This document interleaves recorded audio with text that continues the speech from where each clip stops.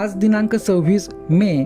आजच्या प्रवचनाचा विषय भगवंताचे स्मरण ही सद्बुद्धी. परमेश्वर सर्व ठिकाणी भरलेला आहे, सर्व विश्व व्यापून आहे. मग त्याच्या अस्तित्वाची जाणीव प्रत्येकाला का होत नाही? ज्याची भावना प्रगल्भ झाली असेल त्यालाच परमेश्वराचे अस्तित्व जाणवेल, इतरांना नाही.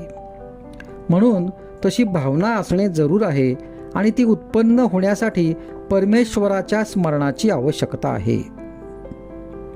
मी नामस्मरण करतो असे जे आपण म्हणतो तो माझ्यावर उपकार करतो असे मला वाटते. कारण जी व्यक्ती नामस्मरण करते ती स्वतःचा उद्धार करून घेत असते, म्हणजे पर्यायाने माझ्यावर उपकारच करीत असते. बुद्धिवाद्यांना एक शंका अशी येते की परमेश्वर हा जर बुद्धिदाता आहे तर मग दुर्बुद्धी झाली तर तो दोष माणसाचा कसा म्हणता येईल? याला उत्तर असे की बुद्धिदाता परमेश्वर आहे हे अगदी खरे, पण त्या बुद्धीची सद्बुद्धी किंवा दुर्बुद्धी का होते हे पाहणे जरूर आहे. प्रकाश काळोख या दोहोलाही कारण सूर्यच असतो.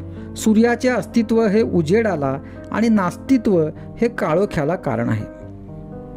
तसे भगवंताचे स्मरण हे सद्बुद्धीला आणि विस्मरण हे दुर्बुद्धीला कारण आहे.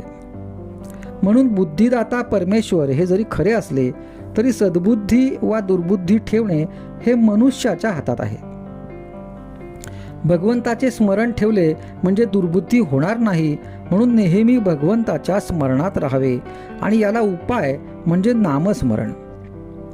सर्व सोडून भगवंताच्या स्मरणात राहिले पाहिजे, परंतु व्यवहार नीट करून त्यामध्ये भगवंताचे अनुसंधान ठेवणे हे त्याहीपेक्षा श्रेष्ठ होय. भगवंताच्या कृपेने प्राप्त झालेला आजचा दिवस आपण त्याच्याकडेच लावणे जरूर आहे. भगवंताचे अनुसंधान ठेवणे म्हणजे दिवस त्याच्याकडे लागतो. अशा रीतीने आजचा दिवस भगवंताच्या अनुसंधानात घालविला तर आपल्याला नित्य दिवाळीच आहे. अनुसंधानात स्त्री पुरुष, श्रीमंत गरीब हे भेद नाहीत. इतर साधनांनी जे साधायचे ते नुसत्या अनुसंधानाने साधते, हाच या युगाचा महिमा आहे. इतर विषय मनात न येता एकाच विषयावर मन एकाग्र होणे याला अनुसंधान असे म्हणतात. भगवंताचे अनुसंधान हेच खरे पुण्य होय आणि हीच आयुष्यात मिळविण्याची एकमेव गोष्ट होय. एक भगवंताचे अनुसंधान ठेवा म्हणजे इतर सर्व गुण आपोआप मागे चालत येतील. भगवंताला अनन्य भावे अशी प्रार्थना करावी की देवा, प्रारब्धाने आलेले भोग येऊ देत, पण तुझे अनुसंधान मात्र चुकू देऊ नको.